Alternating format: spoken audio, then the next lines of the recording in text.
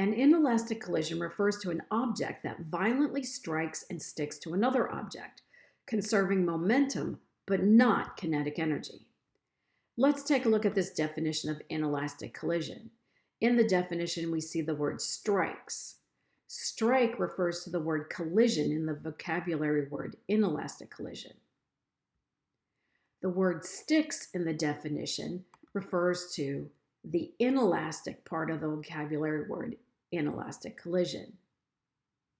In an inelastic collision, momentum is conserved, but kinetic energy is not conserved.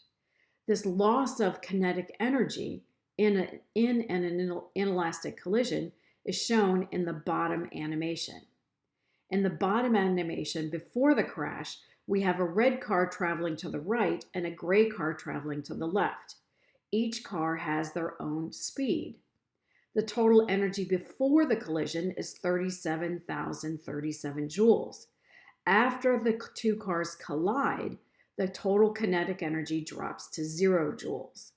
Energy, or kinetic energy, is not conserved in an inelastic collision. Only momentum,